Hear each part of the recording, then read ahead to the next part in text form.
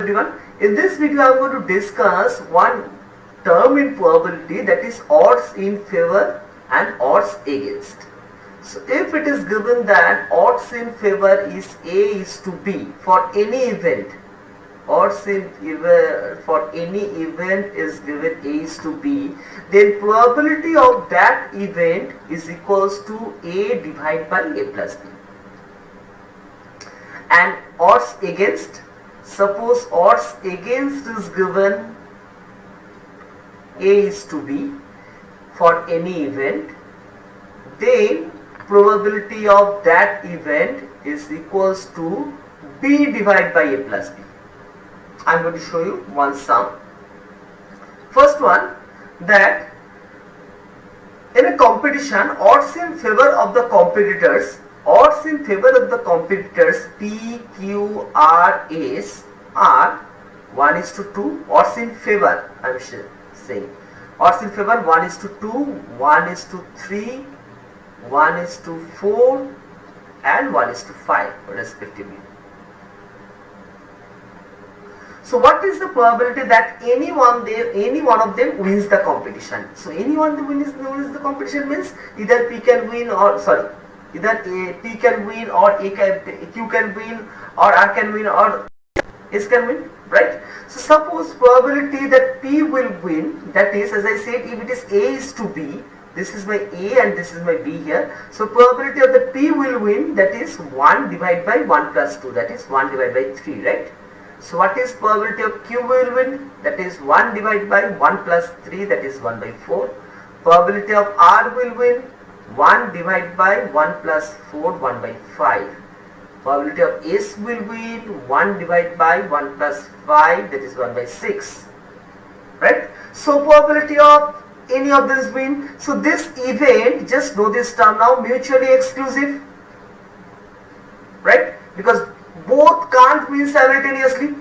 If P wins, just destroy the chance Q and R and S will win. Right? So as it is mutually exclusive events, please be very careful. So probability of any of them will be 1 by 3 plus 1 by 4 plus 1 by 5 plus 1 by 6. You just calculate, 120 will be LCM, so 40 plus 30 plus 24 plus 20.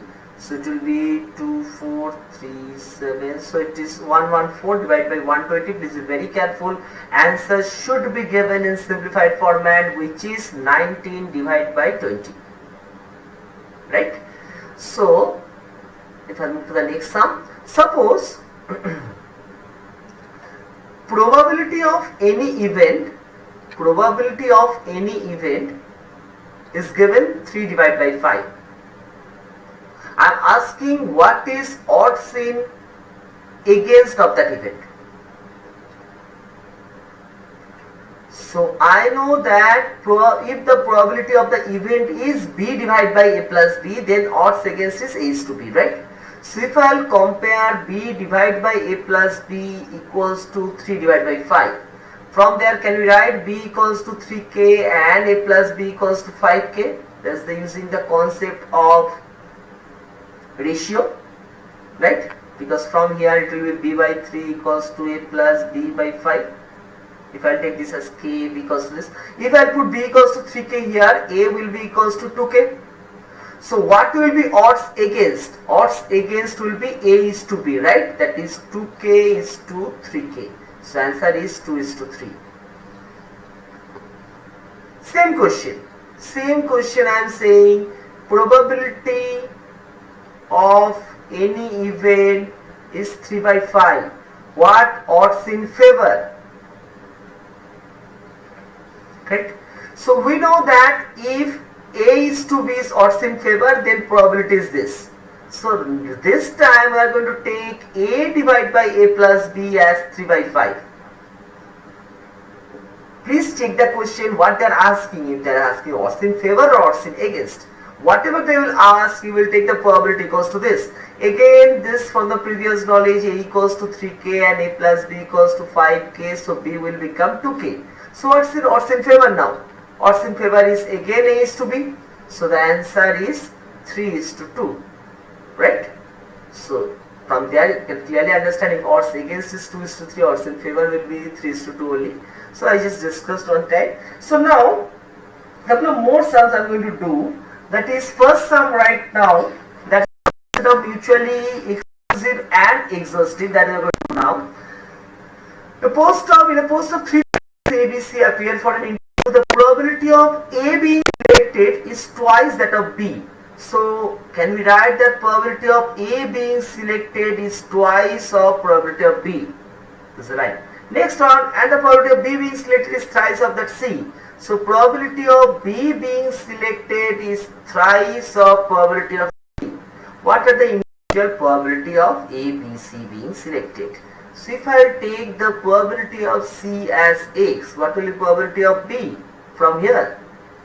3x, right? If probability of B is 3x, what will be probability of A? That is 6x, right? And what I can write about sum of this probability? 1. Can we write this?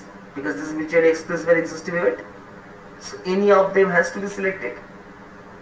Please be very careful about this concept of mutually and exclusive and exhaustive events. It is given that only these 3 persons are going to appear for the interview, and what are their probability of selected. So any of them has to be selected. So can we write 6x plus 3x plus x equals to 1, as this is mutually exclusive and exhaustive event. Please be very careful about this knowledge. Exclusive and exhaustive events. Now can we write 10x equals to 1? So x equals to 1 divided by 10. So probability of A being selected is 6 divided by 10, which is 3 divided by 5. Probability of B being selected is 3 divided by 10, and probability of C being selected is 1 divided by 10. I am going to give you 2 more examples on mutually exclusive and exhaustive if you still have doubt.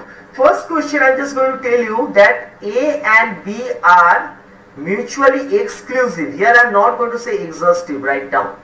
If this is mutually exclusive events only. And I am just saying probability of not A means A complement, you know that already, that is 0.65, and probability of A union B is 0.65. Once again, we have to find out probability of B.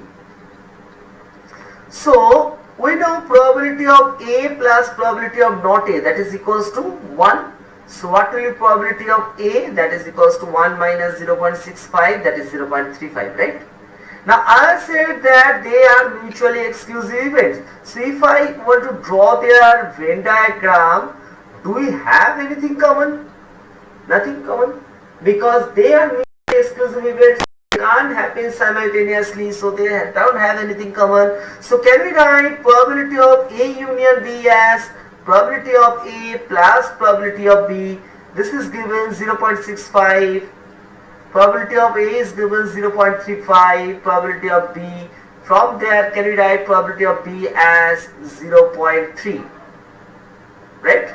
So one more I am going to give you right now. Suppose it's given that probability of A is equals to 0.54, probability of B is equals to 0.69, and probability of A intersection B is equals to 0.35. Just let's do the Venn diagram first. So if this is my xyzates, this is A, this is B. So 0.35 will stay here in the common part, right? So if this is A and this is B. So what is the remaining part of A? That will be 0.19. And what will be remaining part of B? That is 0.34. First I try to draw the Venn diagram. That's very important. So from Venn diagram, what will be probability of A union B? There is a summation of these 3. That is 0.88. Right?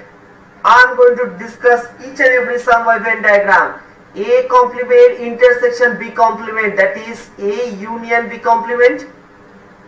You know union B is this, so 1 minus 0.88, answer is 0.12, right? I am going to discuss each and every sum by Venn diagram.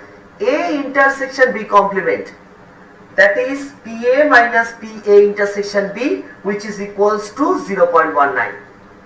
Thank you.